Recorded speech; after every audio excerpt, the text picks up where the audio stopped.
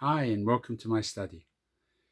I know the light's not very good at the moment, but I hope you don't mind not being able to see my face completely clearly. I thought I'd take this opportunity to share some thoughts with you at this time. You know, when we look in our Bibles and we compare the Old and New Testament, it's so easy to think that there is a difference in the God that's portrayed. But we know that the writer to the Hebrews talks about Jesus Christ being the same yesterday, today, and forever. And if you look more closely, you begin to realize how true that is. You know, when Jesus was asked, what's the greatest commandment? Perhaps our minds would go back to the first commandment and say, you shall have no other gods before me.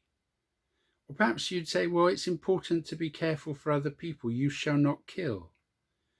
But Jesus says, you shall love the Lord your God with all your heart, with all your soul, with all your mind, and with all your strength.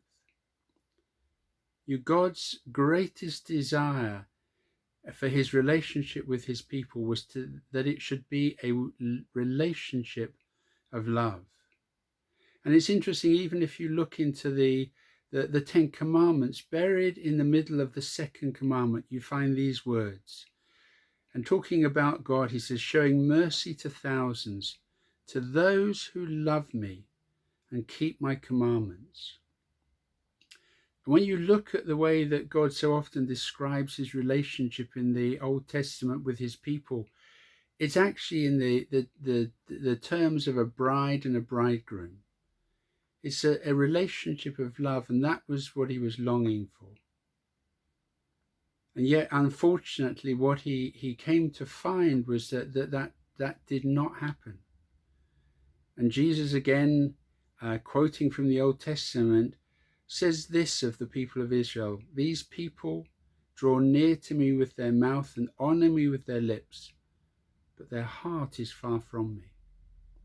Oh, they did the rituals, they did the necessary things, but they weren't doing them because they wanted to show their love for God. They were doing them just because that's what was expected of them. That's what they thought they ought to do.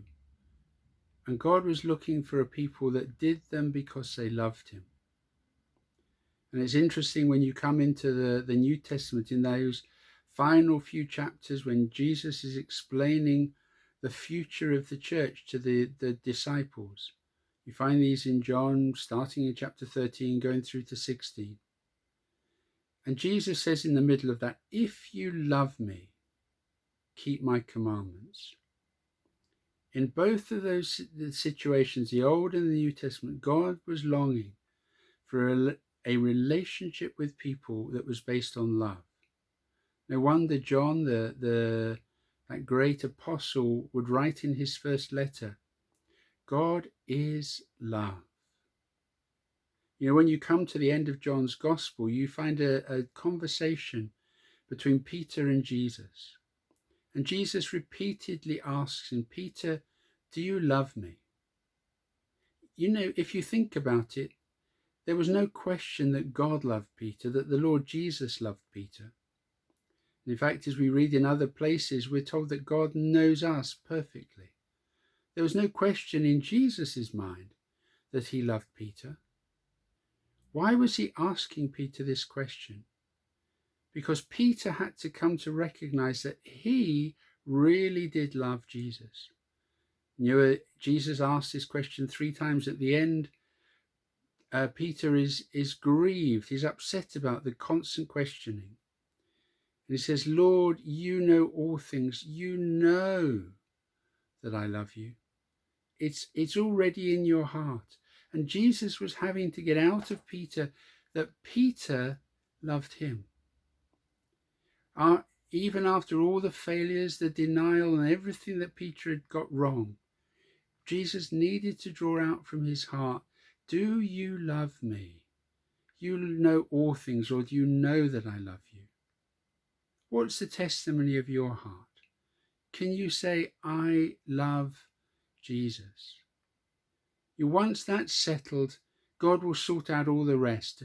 He would sort out the issues that Peter had on the day of Pentecost. Peter would come, the man that he longed to be, You can become the woman you long to be when there's a Pentecost. But before you get there, God has to know, John, Jack, Jill, Daisy, whatever your name is, do you love me?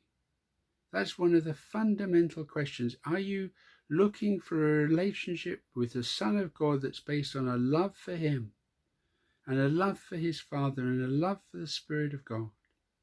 If you can say yes to that, you're in a safe place. Blessings to everyone.